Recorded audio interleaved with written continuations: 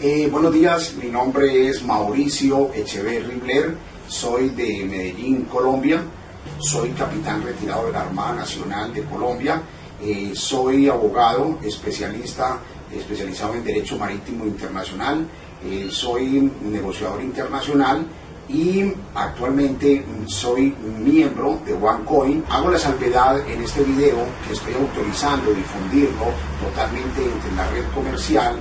Le pongo de presente de que yo no soy abogado de la compañía, no soy miembro directo de la compañía en calidad de funcionario de la misma. Vamos a hablar entonces sobre la legalidad de OneCoin. Vamos a hablar un poquitico del derecho internacional privado. El derecho internacional privado, ¿qué es eso? Son las normatividades, todo lo que reglamenta las actividades de tipo comercial, no solamente en Colombia, sino a nivel internacional. Entonces, conocemos claramente qué es el globo terráqueo. En el globo terráqueo hay diferentes países, diferentes naciones. Cada nación, cada país establece su propia reglamentación, sus propias leyes, sus propios decretos, sus propias resoluciones, etc. Ya hay algunos países que van desarrollando en el derecho internacional privado, desarrollan acuerdos, desarrollan tratados de libre comercio, tratados internacionales, etcétera, etcétera, que tienen cumplimiento a nivel internacional. Colombia, para que ustedes sepan, Colombia es uno de los países del globo terráqueo que más tratados internacionales ha suscrito de todo tipo, tratados internacionales comerciales, políticos, de fronteras, marítimo, etcétera. Entonces hay una cantidad de cosas que los colombianos desconocen, de que hay unos tratados de libre comercio totalmente vigentes, que también hay una cantidad de acuerdos mundiales que se celebran en cada una de las convenciones mundiales. Entonces, así como ustedes ven que hay una cámara de comercio, aquí en Colombia, también hay unas cámaras de comercio internacionales, que la número uno es la Cámara de Comercio de París, donde convergen todas las actividades comerciales de los países miembros de dicha cámara. En especial Colombia está suscrita, Bulgaria está suscrita, Gibraltar está suscrita a la Cámara de Comercio de París, etcétera, etcétera. Pero dicho de una forma más sencilla, le quiero compartir, amigo colombiano, amigo salvadoreño, amigo panameño, usted como ciudadano de ese país, específicamente aquí de Colombia, yo, Mauricio Echeverri, como ciudadano colombiano,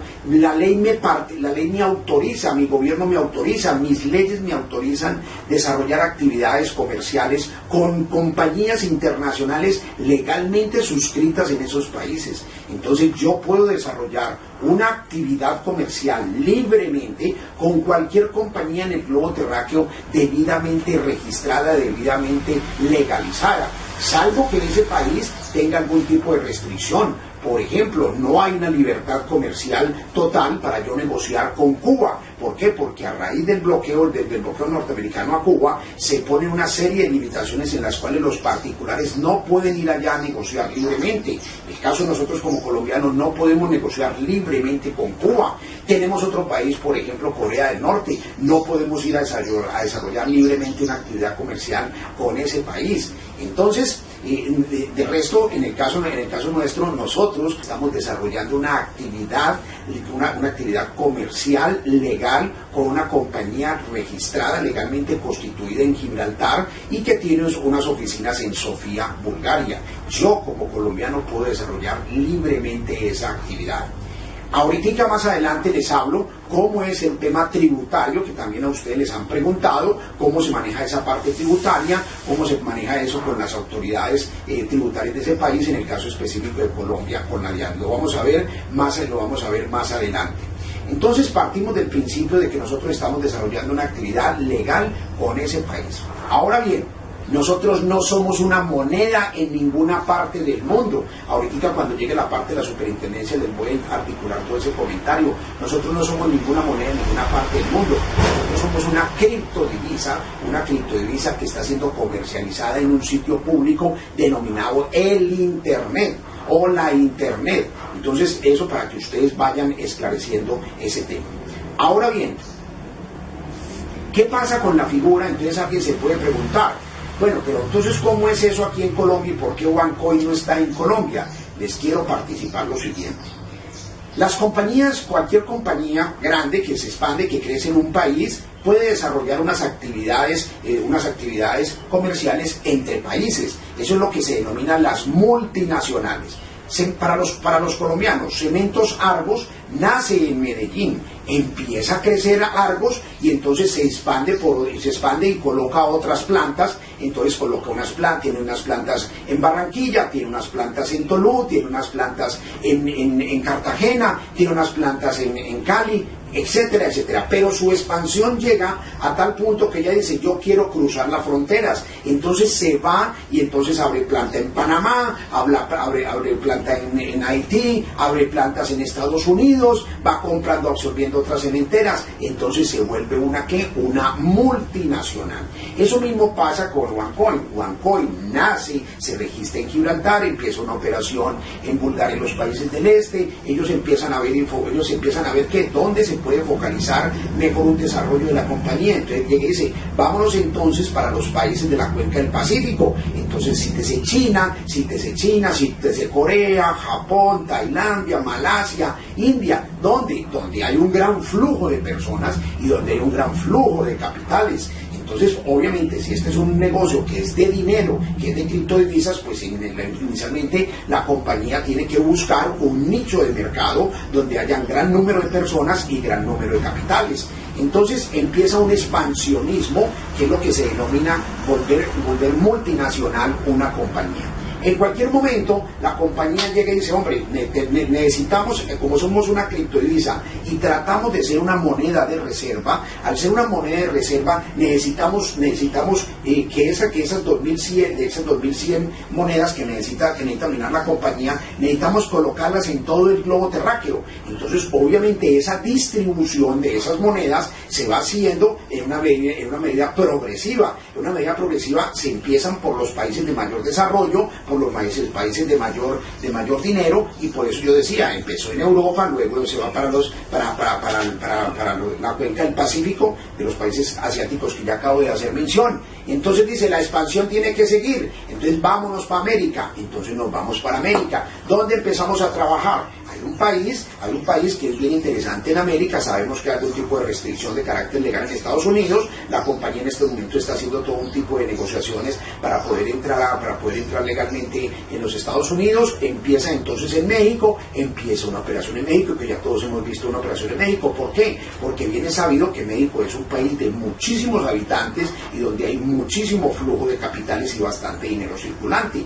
Pero ¿qué pasa? Las directivas de la compañía ven una objetividad en los países de América del Sur. Hombre, caramba, nos interesa trabajar eso. Entonces se empieza a mostrar la compañía como la estamos mostrando. A medida que la compañía crece, entonces listo, vamos a hacer un trámite documentario para registrar la compañía en cada uno de esos países. Ojo con este término y quiero que lo tengan totalmente identificado para que en el conversatorio con sus gentes y en el manejo de cuestiones lo sepan manejar. Ustedes dicen, yo, Mauricio Echeverry, yo trabajo para una compañía legalmente constituida en Gibraltar y las oficinas de mi compañía quedan en Sofía, Bulgaria.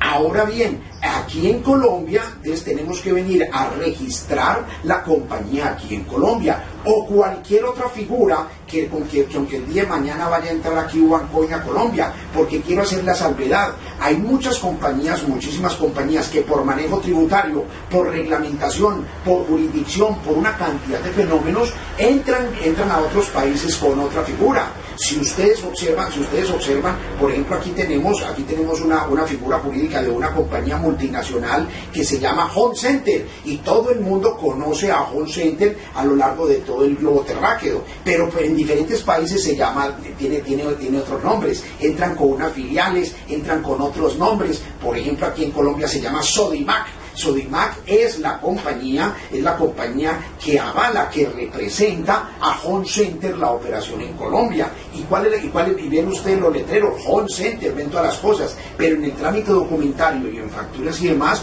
usted ve la palabra Sodimac. Entonces, ¿eso lo hacen quién? Eso lo hacen los abogados, eso lo hacen las personas que están en este momento, que las personas especialistas en abrir, en expandir multinacionales a lo largo del mundo. Y les quiero compartir que actualmente hay un cuerpo de abogados aquí en Colombia haciendo todo el trámite documentario ante la autoridad colombiana para registrar la compañía aquí en Colombia, no para volverla legal, porque entonces si no fuera legal la compañía, yo estaría desarrollando una actividad ilegal en Colombia, y bajo ninguna circunstancia yo estoy desarrollando una actividad ilegal en Colombia. Entonces, este primer contenido de grabación lo resumo claramente, y lo resumo diciendo lo que soy yo. Ese mismo usted se pondrá en esta silla y usted mismo le responderá a la gente. Yo, Mauricio Echeverri Ler, identificado con cédula de ciudadanía número 73-100-073, correcto, de ende mayor de edad en ejercicio de la función como ciudadano. La ley me permite a mí en Colombia desarrollar actividades comerciales con compañías legalmente constituidas en el exterior. Ojo, compañía legalmente constituida, no es con una compañía que no está legalmente constituida. No es que yo vaya a trabajar para una mafia de contrabando, para una mafia de narcotráfico, entonces yo voy a poder desarrollar esa actividad y traer esos dineros para acá. No, porque se supone que si es una conducta delictiva, no está legalmente constituida en el exterior. Vamos a hablar ¿qué es la superintendencia? Porque veo con preocupación muchos comentarios en la red, y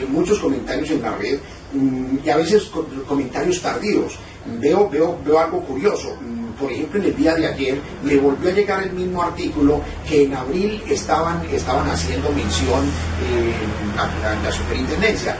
Primero, ¿qué es una superintendencia en Colombia? La superintendencia, la ley lo establece claramente en el derecho administrativo, lo establece como las policías administrativas sectoriales. Repito, ¿qué es una superintendencia? La superintendencia es la policía administrativa sectorial, o sea, de cada uno de los sectores, los que supervigilan el comportamiento y el accionar de los diferentes sectores. Entonces, en Colombia, policía administrativa, verificación, la superintendencia no reglamenta, la superintendencia no legislan, la superintendencia simplemente vigilan. Y hay algunas cosas en que después de cumplir con unos procesos de ley, uno tiene que tener ciertos vistos buenos de la superintendencia para el accionar. Entonces, me hago entender, hay diferentes sectores, los sectores más grandes del país tienen una superintendencia, y los de mayores problemas. Por ejemplo, la salud. Entonces hay una superintendencia de salud que supervigila todo lo que son hospitales, todo lo que son clínicas, puestos de salud, todo el ejercicio de la función de la salud como médicos, enfermeros, bacteriólogos. Todas las personas de la salud están vigiladas bajo esa figura de la superintendencia. Ella es la que interviene y vigila todos los hospitales. Hay otra superintendencia aquí en Colombia, entonces hay más de miles y miles de vigilantes y un poco de compañías de vigilancia. Entonces el Estado no crea una superintendencia que se llama la Superintendencia de Vigilancia y Seguridad Privada, que supervigila las compañías de vigilancia, las escuelas de vigilancia, todas las autorizaciones que para las escoltas, que los vehículos blindados, que los vigilantes, todo el accionar, toda la infraestructura personal, la estructura humana y el accionar de ese sector, lo supervigila esa superintendencia. Y así vamos pasando, que la superintendencia de Industria y Transporte, la superintendencia de Puertos y Transporte, la superintendencia financiera, la superintendencia de sociedades. Entonces llegamos a la superintendencia de sociedades. ¿Quiere entonces una multinacional venir a Colombia? Entonces tiene que pasar por los vistos buenos de la superintendencia de sociedades. Para el accionar, dice la ley 1700, esta ley que ahorita vamos a hacer mención de ella, dice la ley que para accionar en Colombia la superintendencia de sociedades interviene directamente en ese tipo de compañías. Entonces, por eso la superintendencia de sociedades va a ser un vigilante de la actividad en Colombia cuando OneCoin o cualquier figura, como quiere entrar a OneCoin, quiera desarrollar. Entonces, En este momento la Superintendencia de Sociedades, dicen los artículos, que la Superintendencia de Sociedades advierte que no vigila a OneCoin.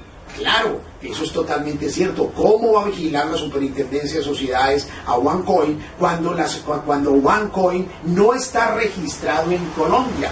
Entonces, al no estar registrado en Colombia, ¿cómo la va a supervisar? Es imposible, porque esa compañía, porque OneCoin no existe en Colombia como OneCoin como tal. Ella existe, ella nació, ella tiene vida, pero tiene vida en Gibraltar, ¿correcto? Entonces serán las autoridades de Gibraltar que van a supervigilar ese accionar. Entonces, en el momento en que OneCoin ya tenga, o cualquier figura como quiera entrar OneCoin a Colombia, entre nuestro país, entonces automáticamente la Superintendencia de Sociedades la vigilará como cualquier otra compañía.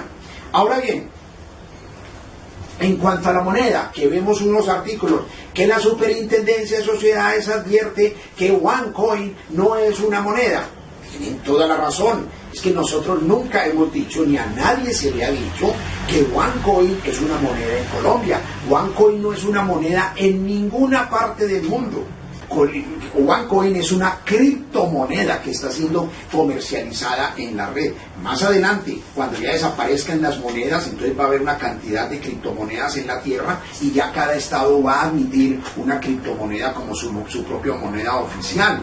Entonces, que ahorita les hablo de eso un poquitico sobre el tema de las monedas de reserva y de las monedas locales, y de la moneda regional, y de la moneda centralizada y la moneda descentralizada, para que le quede claro esos conceptos desde el punto de vista jurídico. Entonces, es totalmente viable y razonable que OneCoin diga, que la Superintendencia diga que advierte que OneCoin no es una moneda. Claro, no somos una moneda, y aquí en Colombia sigue siendo la moneda oficial es el peso colombiano, y si nos vamos a Panamá, la moneda oficial de Panamá es el balboa, y en circulación es el dólar, y autorizado el dólar en circulación, y si nos vamos a Ecuador es el dólar, y si nos vamos a Guatemala es el quetzal, y así sucesivamente, y si nos vamos a la Comunidad Económica Europea es el euro, correcto, salvo en Inglaterra que es las libras esterlinas, y así sucesivamente. Esas monedas locales esas monedas físicas todavía no han desaparecido de la faz de la tierra, y la moneda oficial de los Estados Unidos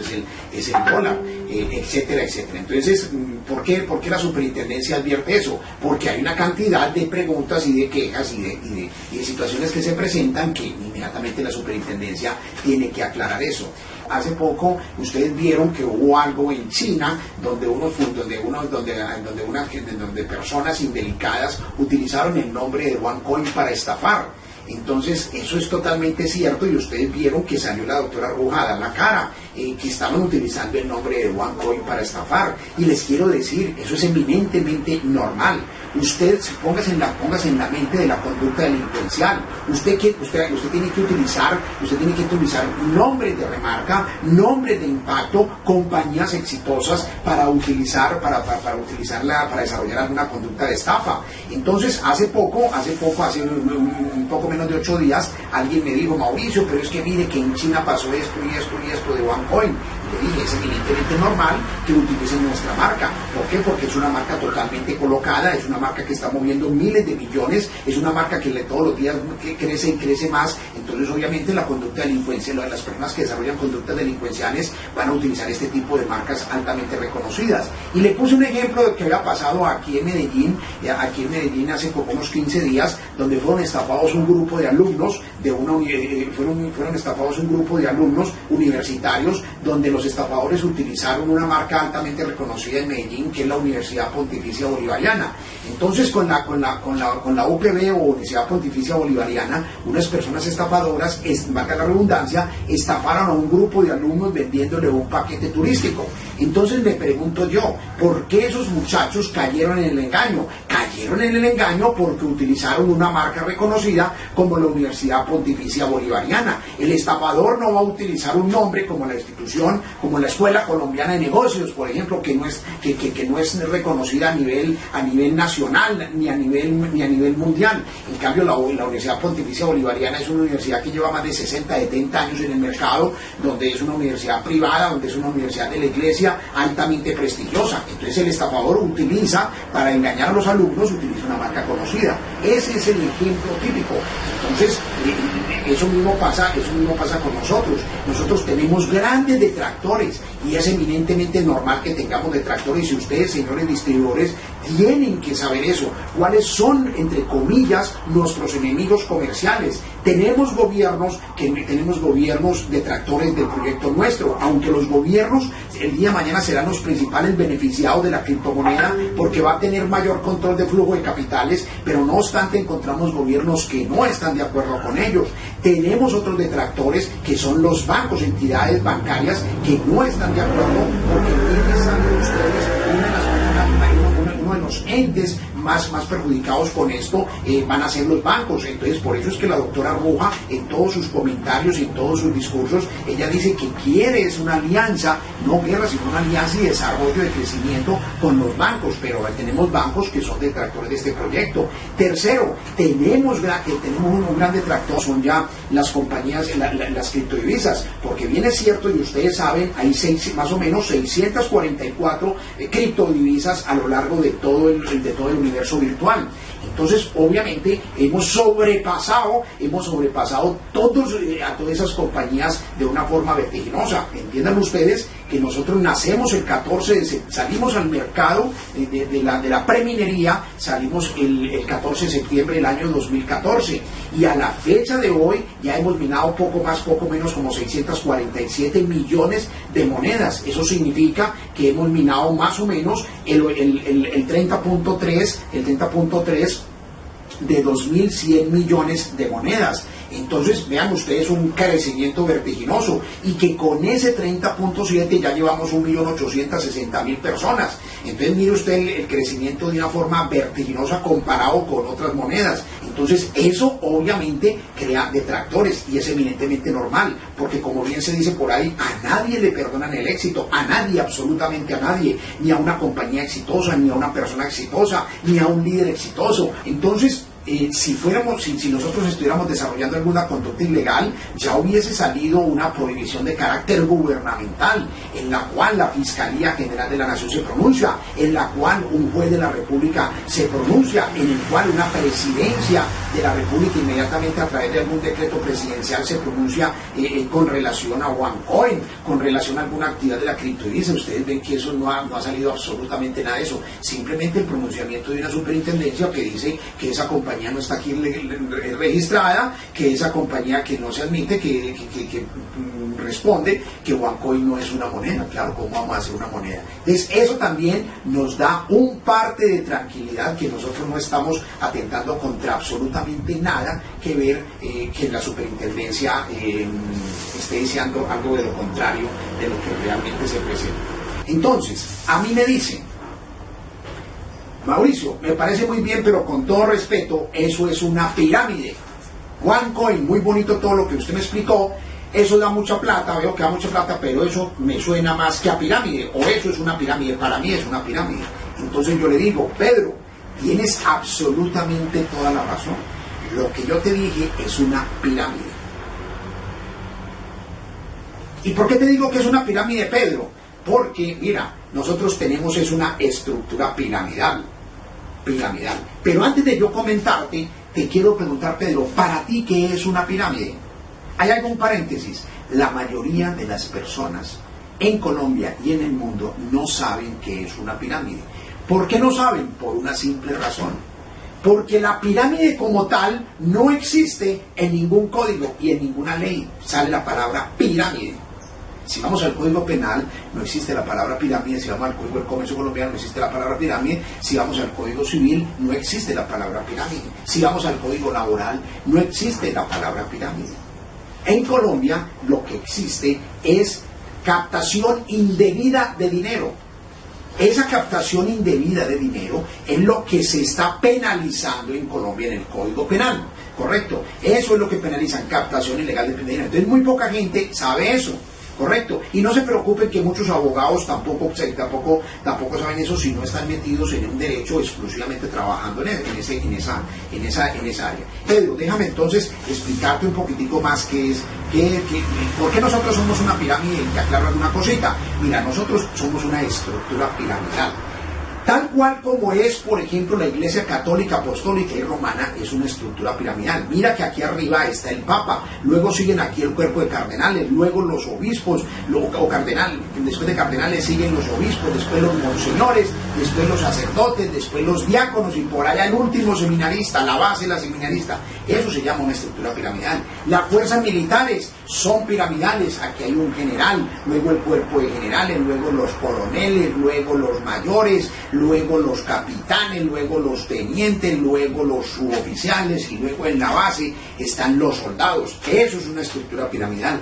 En la compañía en que tú trabajas, Pedro, la mayoría creo que son piramidales. Está un gerente, están las subgerencias, están los supervisores y luego está la base, que es el cuerpo de obreros o empleados comunes. Entonces, nosotros, si te das cuenta, nosotros tenemos una estructura piramidal donde hay aquí una persona y hay una estructura piramidal que se crea por el modelo de negocio nuestro de distribución. Cuando la compañía quiso hacer una distribución fuerte, una de las estrategias que utilizó la doctora Ruja era que para que nosotros fuéramos una moneda de reserva, necesitábamos tener un reconocimiento global y por eso el tema de las 2.100 millones de monedas. ¿Cómo hacemos para colocar 2.100 millones de monedas? Entonces una estrategia salió en el momento en que se quiso lanzar la compañía. Se dijo, no, utilicemos el network marketing, que es lo que está mandando la parada hoy a nivel mundial, y crearon un sistema binario simple. ¿Y cuál es el sistema binario simple? Dos personas llevan a 4, entonces se empezó a constituir esa pirámide de distribución. Aquí arriba, una persona invitó a dos personas rápidamente llevaron a 4 llevaron a 8 llevaron a 16 llevaron a 32, 64, 128, 256, 512, 1024, 2048 y así empezó a crecer nuestra gran estructura de distribución, que hoy, Pedro, esa gran pirámide va en 1.860.000 personas. Ese es un canal de distribución. Entonces, por eso nosotros no hacemos ninguna... Ahora, para que tú sepas, aquí en Colombia, para que se dé eso que tú denominas, o lo que vulgarmente se llama pirámides, tiene que haber una captación indebida de dinero. Y en muchos casos se refuerza con pagos excesivos de intereses. Pero ¿qué pasa, Pedro? Nosotros aquí no hacemos ninguna captación indebida de dinero. ¿Por qué, Pedro? Porque tú en el momento de ingresar a la compañía, tú recibes un producto. ¿Y qué producto recibes? Tú recibes unos paquetes educativos, que esos paquetes educativos te van a enseñar a fabricar criptodivisas para que posteriormente comercialices en la red. Pero tú tienes un paquete que es un paquete educativo, ¿correcto? Como si tú llegas y dices en la Universidad de Stanford, mire, que es que yo pagué una inscripción en Stanford y a mí no me dio nada. Entonces la universidad dice, sí señor, nosotros le dimos. En el código en el momento en que usted hizo una consignación, la universidad le dio un PIN para que usted accediera a un paquete educativo consistente en un diplomado, en una especialización, en una maestría o en un doctorado. Entonces usted pagó $1.000, $2.000, $5.000, $50.000, $100.000 por un doctorado, qué sé yo. Entonces es exactamente lo mismo. Entonces, Pedro, en nuestra compañía nosotros recibimos un producto. Ahora, nosotros no tenemos ningún pago excesivo. Nosotros recibimos ese producto y también, si queremos más, nosotros nos ponemos a promover esa capacitación, esos cursos, y la compañía nos paga unos dividendos, que son unas comisiones por las ventas de eso, para que ese paquete educativo sea más difundido en la tierra. Esa es la figura jurídica que existe con nosotros. Entonces aquí voy a hacer un paréntesis y les voy a explicar qué es una figura jurídica, qué es una figura contable, porque muchas veces la gente dice, no, que eso es la misma carajada, que eso es pendejada. No, señor, ¿qué es una figura jurídica? Tampoco es un mico en la ley, no. ¿Qué es una figura jurídica? Cuando usted tiene un problema o cuando usted quiere un accionar, usted busca qué dice la ley. Entonces, si la ley es tácita, si la ley es totalmente clara, pues uno hace exactamente lo que dice la ley. O en su defecto, uno busca un especialista para que busque, necesitamos encontrar una figura jurídica para proceder a desarrollar este accionar. Entonces ahí es donde viene la magia de los abogados tesos, de los bufetes de abogados tesos, que buscan una figura jurídica para que el accionar X sea totalmente legal. Los contadores que me están oyendo también son muy hábiles en encontrar figuras jurídicas o en encontrar figuras contables para disminuir, no para evadir ni para eludir impuestos, sino para disminuir impuestos. Ojo que hay una diferencia muy grande. Entonces un buen contador le dice, mire, mejor metamos esto por tal parte, compremos esto bajo una fiducia, compremos esto aquí, registremos esto, pidamos estos recibos, tráigame recibos de tal cosa, aquí faltó tal cosa, aquí faltó tal... Van buscando las figuras para usted disminuir ese pago de impuestos, no para evadirlos ni para eludirlos, porque eso es una ilegalidad. Pero un buen contador le encuentra a usted las figuras contables para disminuir. Un buen abogado lo que hace es que la compañía aplique correctamente la ley o encuentre una figura jurídica. Entonces, en este orden de ideas hay un ejercicio muy interesante para desarrollar, porque todo el mundo lo conoció en Colombia. En los años 90, 91, en todas las casas de empeño en Colombia decía casa de empeño, prendería, empeño, casa de empeño, prendería. Entonces, para aquel entonces salió una ley que es la ley del agiotismo, la cual a partir de esa época ya se tipificaba como delito el préstamo, el cobrar intereses mayores. ¿Y qué es cobrar intereses mayores? Que estuvieran el interés mayor es todo aquel que se cobra por encima de la tasa que autoriza el Banco de la República. Entonces, en Colombia, a partir de ese momento, cualquier persona que cobrara un interés por encima del autorizado por el Banco de la República, automáticamente se tipificaba en un delito calificado como usura. Entonces, ¿qué es la usura? Es el pago, es cobrar intereses por encima del valor autorizado. Por ejemplo, si en este momento es el 2.5% autorizado mensual, si usted tiene una letra de cambio, a alguien le está cobrando el 3%, ahí usted está cometiendo un delito contra esa persona que se llama la usura.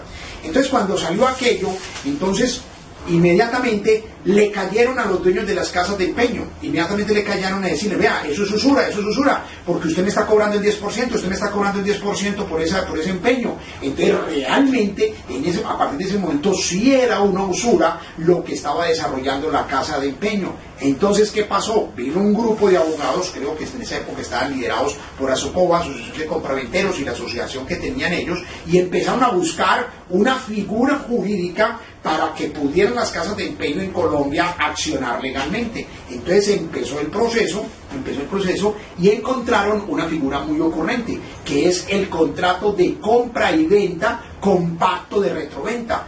Repito, el pacto de compra y venta con pacto de retroventa. Entonces, ¿en qué consiste ese ejercicio? Un ejemplo, si digamos que esto es un televisor, entonces ¿qué pasa? Hoy en día llevo este televisor a la casa de empeño y entonces el administrador o el dueño de ese establecimiento, él lo que hace con un papelito que se llama con un papelito que tiene escrito por detrás el contrato de compra y venta con pacto de retroventa, lo que está haciendo, me está diciendo, señor Echeverry, yo le compro a usted el televisor, él me lo compra, pero usted y yo hacemos un trato en el cual yo le compro a usted, pero yo me comprometo a vendérselo a usted nuevamente durante 1 mes, 2 meses, 3 meses, 4 meses, 5 meses. Entonces yo me comprometo que en ese periodo de tiempo yo se lo tengo aquí y yo me comprometo a volvérselo a vender a usted. Pero cuando yo se lo venda a usted, yo le cobraré unos intereses pertinentes que yo voy a poner aquí. Vamos a cobrar unos valores establecidos acá y que lo vamos a tasar mensualmente de acuerdo a lo que ponemos acá. Entonces lo tasamos y decimos, yo se lo vendo dentro de 1 mes, pero se lo voy a vender si se lo recibí en 100.000 pesos, se lo voy a vender con el 5% más, con el 7% más. Entonces procedemos los dos a firmar ese contrato, que se llama el contrato de compra y venta con pacto de retroventa. Entonces, repito, es el pacto de venta con el pacto de retroventa. Entonces, automáticamente se descalifica esa conducta delincuencial de pago de intereses. ¿Por qué? Porque ahora lo que se está pactando es: yo te lo vendo, pero tú te obligas a vendérmelo a mí. Automáticamente, ¿qué pasó? Empezaron inmediatamente todos los establecimientos de comercio en Colombia a cambiar esos avisos. Ya no era empeño, nada de empeño, porque empeño es intereses, y si son intereses, eso es por encima del valor autorizado, porque estaban cobrando un 7, un 8, un 9, un 10%, por excelencia un 10%, entonces ahí hay un delito. Entonces proceden a cambiar los nombres: casas de compra-venta, compra-venta, compra-venta, compra-venta. ¿Por qué? Porque aquí lo que celebramos es un contrato de compra y venta. Entonces alguien dirá de una forma necia, explicando aquí, dando una charla sobre figuras jurídicas, alguien dirá: no, que eso es lo mismo. No, señor, hay una gran diferencia entre empeño y casa de empeño. Hay una diferencia garrafal, tan garrafal, que el accionar es el mismo. Pues para usted sí es lo mismo, pero sí hay una diferencia garrafal. ¿Y cuál es la diferencia? Que este es ilegal, que este es legal, que por este me ponen preso y por este no me ponen preso, ¿correcto? Que por este me cobran una multa, por este no me cobran una multa, que por este me cierran el establecimiento y por este no me cierran el establecimiento. ¿Se dan cuenta la gran diferencia? Entonces, ¿qué fue lo que utilizaron ahí los abogados? Los abogados desarrollaron una figura jurídica y la presentaron ante un congreso para que se legisle sobre esa figura jurídica, y entonces ya hoy en día está plenamente legalizado. Esas antiguas casas de empeño están totalmente legalizadas bajo la figura del contrato de compra y venta, compacto de retroventa, y adquieren un nombre de casas, ya no de casas de empeño, sino compraventas que desarrollan ese accionar.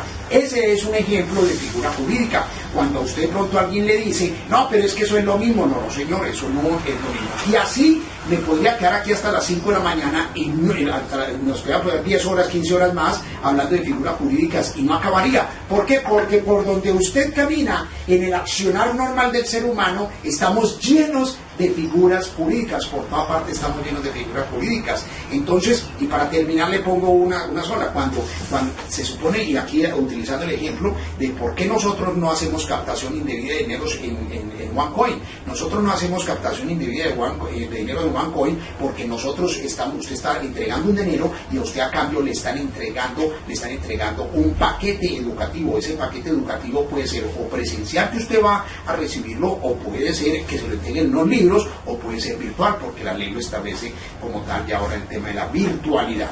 Y así podría ser. Entonces alguien me dice: pero es que muchas veces uno saca dinero y no le entregan el producto. Por ejemplo, en un almacén de cadena grande en Colombia, que hay planes SEPARE. Entonces, ¿qué pasa? Usted saca un dinero, otra figura jurídica, usted saca un dinero y no le entregan el producto. Entonces yo le digo: no, señora, usted sí le entrega el producto. Lo que pasa es que usted no se da cuenta que usted firma es un contrato de bodegaje, en la cual usted le está diciendo a ese almacén grande, que me imagino que ya conocerán el nombre de esos almacenes, usted está firmando un contrato de bodegaje, en la cual usted dice: señores, mire, venga, yo le compro el producto, a usted, entre comillas, le entregan el producto, y usted firma un documentico en la cual usted paga 2.000 pesos, usted mismo paga 2.000 pesos para que le embodeguen que el almacén le guarde en una bodega, le guarde ese producto, mientras usted va cancelando. Y efectivamente, si llega la autoridad, la autoridad tributaria, o la actividad de aduanas, o la actividad en Colombia que se llama la DIAN, a fiscalizar eso, van y miran, y ahí ven el televisor que usted desembolsó, que costaba 1 millón de pesos, y que usted desembolsó solamente 100.000 o 200.000 pesos, van y verifican en la bodega, y ahí ven el nombre suyo, Pedro Pérez, y el abono que ha hecho, y ahí está el contrato de que usted ha firmado y ha pagado 2.000 pesos por bodegaje mientras termina de pagar. Entonces, ¿cómo ese contrato de bodegaje inhabilita, rompe, hace una ruptura de una cadena procesal delictiva, o de una conducta, o llámese mejor, de cómo ese contrato de bodegaje que usted firmó y que usted pagó, cómo inhabilita o rompe el accionar delincuencial? Porque si no, de no ser así, entonces ese almacén estaría haciendo captación indebida de dinero, y eso está penalizado, ¿correcto? Entonces, esto es para que ustedes sepan que hay unas cosas que se llaman figuras jurídicas a nivel mundial, en todo el ordenamiento jurídico, en todos los procedimientos jurídicos, tanto nacionales como internacionales, por donde uno camina, hay figuras jurídicas para buscar una completa legalidad en el accionar. Tenemos 3 grandes aliados para esto. Lo primero es la desbancarización mundial. En el mundo hay más o menos 7.300 millones de habitantes. De esos 7.300 millones de habitantes, hay 2.000 millones de habitantes que no están bancarizados. Ese es un nicho de mercado que van a tener las criptodivisas para cogerlo. ¿Y la gente cómo se va a bancarizar? Con aplicativos tecnológicos. ¿Con qué? ¿Desarrollados en qué? En su computador, en su tabla, en su teléfono inteligente. Va a tener su banco, ahí va a tener sus préstamos, ahí va a tener su giro, ahí va a tener absolutamente todo. Entonces, en el tráfico, ahí cuando se bancaricen 7.000 personas, entonces ya va a haber cupo para que dos monedas virtuales o dos criptomonedas sean las monedas de reserva. Ahí es donde le está apuntando, OneCoin.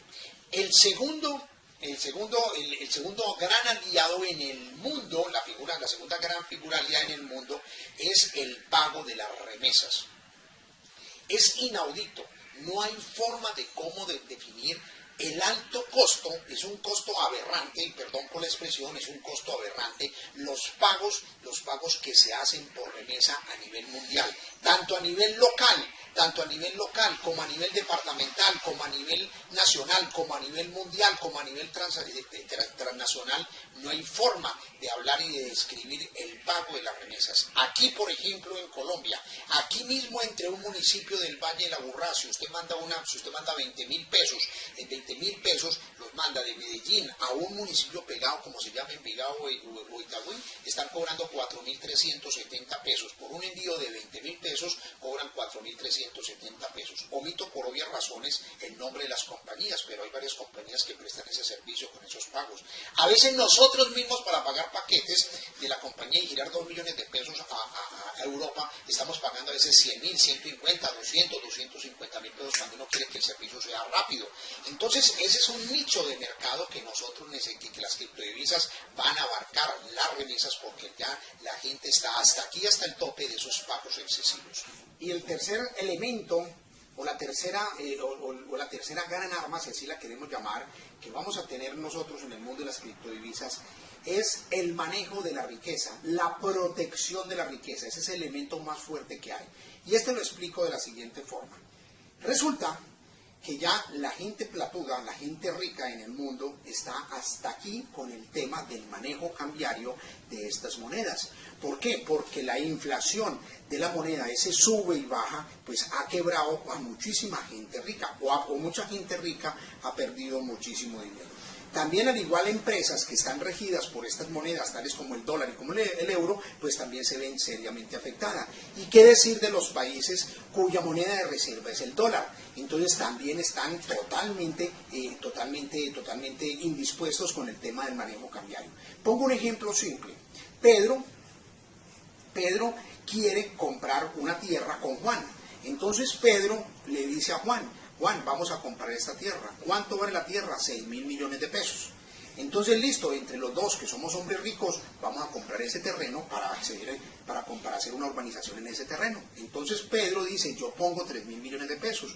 Y Juan llega y dice, bueno, listo, yo meto también 3.000 millones de pesos, porque yo tengo aquí en Colombia, o tengo en Panamá, o lo tengo en una caja fuerte, yo tengo $1 millón. Y $1 millón hoy en Colombia, promedio, son 3.000 millones de pesos. Entonces Juan y Pedro empiezan a accionar en la compra de ese predio. Resulta que en ese momento de la compra, de pronto bajó 200, 300 pesos el dólar. Entonces inmediatamente Juan llama a Pedro totalmente preocupado y le dice, caramba, tenemos un problema serio. Imagínese, mi hermano, que ayer bajó el dólar 300 pesos.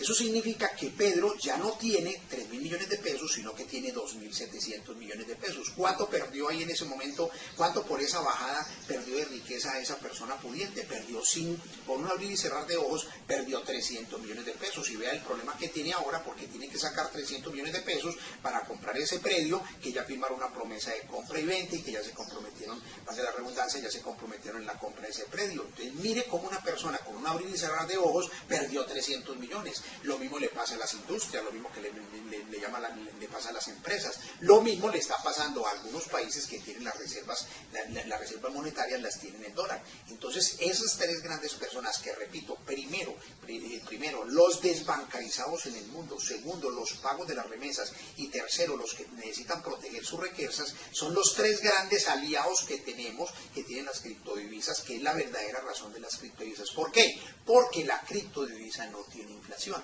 Entonces, esto es para decirles que tenemos detractores, pero tenemos estos tres grandes aliados en el mundo, y por eso está trabajando OneCoin.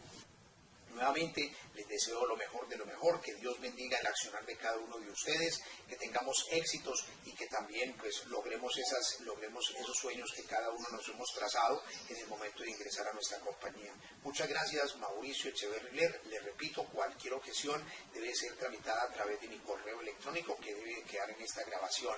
Mauricio Echeverry Blair. Ese Echeverry es con I latina, con I de punto, Blair, B-L-A-I-R, Blair @gmail. Dios los bendiga y soy 100% OneCoin.